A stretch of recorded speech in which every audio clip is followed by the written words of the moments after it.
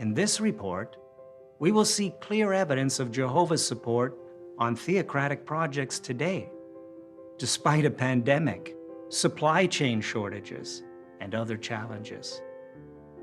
For example, the February 2020 announcement featured in the JW Newsroom informed us that the Cameroon branch relocation project finished shortly before the outbreak of COVID-19.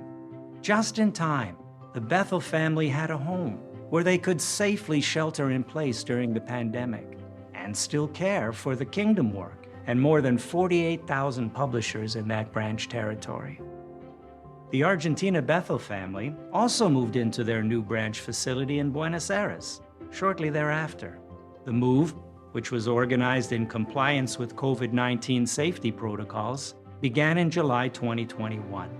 The Bethel family saw numerous examples of Jehovah leveling out overwhelming challenges during the pandemic. The successful completion of the new branch facilities in the midst of that turmoil has already given a great witness to the community. It has allowed the Bethel family to focus on caring for close to 170,000 publishers in that branch territory. It is clear that neither the pandemic nor ongoing turmoil in this world has been able to stop theocratic building projects. And as world conditions continue to deteriorate, we are confident that the words of Isaiah 44:5 will be true for us. Yes, Jehovah will help us overcome any mountain-like obstacles that we face. Budget Christopher Walken there, presenting an item at the 2022 annual meeting of the Watchtower Bible and Tract Society of Pennsylvania. His real name is obviously Alex Reinmuller, and Brother Reinmuller has been showing us evidence of Jehovah's hand when it comes to Bethel building and relocation projects. So, for example, in Cameroon, the fact that the Bethel family were able to move into their new facilities just before the pandemic began is evidence of Jehovah's blessing. I mean, sounds legit. It's getting boring to point this out at this point. I'm just repeating myself again and again and again, and I'd rather not, to be quite honest. But I'll let you, the audience, decide whether this really is convincing evidence of God intervening in earth's affairs. This is apparently what Jehovah was doing both during the pandemic and shortly beforehand, making sure that Jehovah's Witness facilities in various countries were up and running and able to accommodate Jehovah's Witness staff members or Bethelites in time for COVID lockdown measures so that they wouldn't be inconvenienced. In 2012, we had a little over 168,000 publishers in our branch territory. By the end of 2021, the total number of publishers grew to more than 209,000 publishers. Because it was impractical to expand the branch facility in Kinshasa, we looked for property that could care for the immediate and future needs of the branch. We purchased property in the country's second largest city, Lubumbashi, where a developer was already building housing and office units.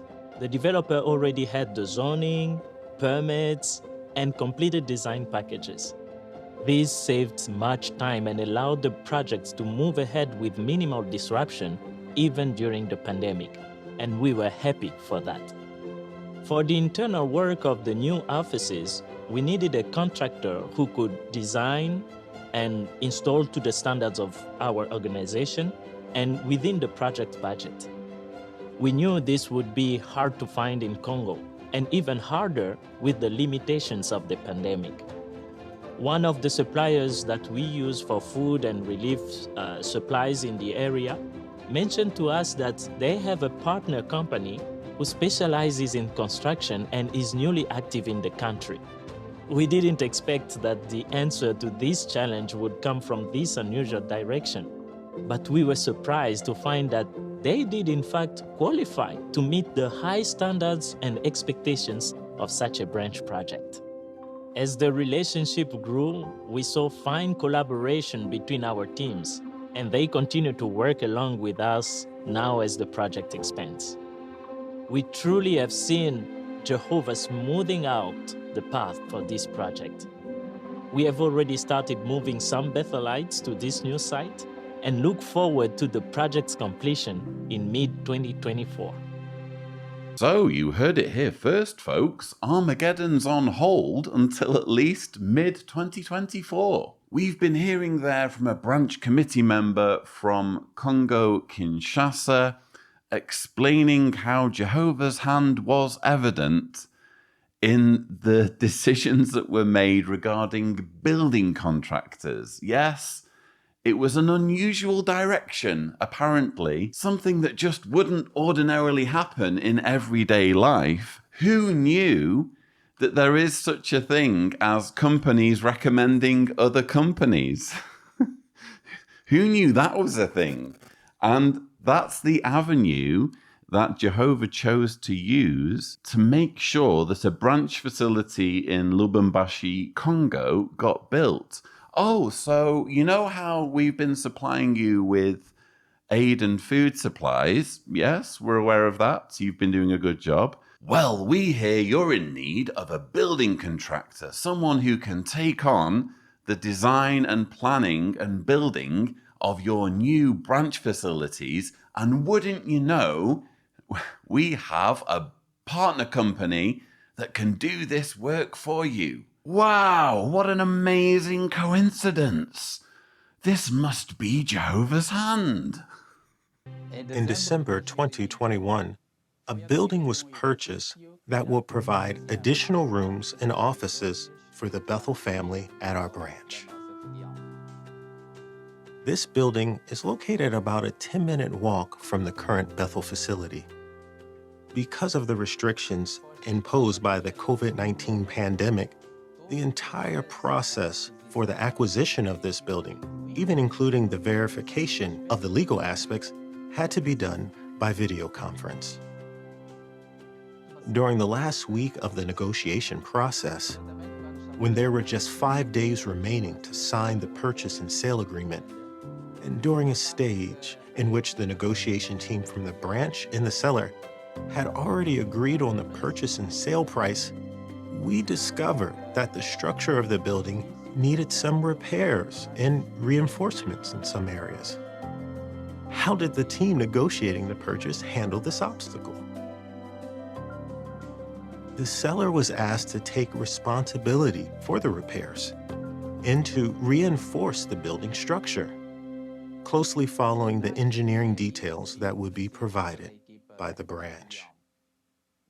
After several prayers by the branch's negotiation team, the seller accepted the responsibility and even paid for all the expenses involved in this repair. The repair was completed, and shortly after, the work to completely renovate the building began. We look forward to seeing some of the Bethel family move into this new building in early 2024.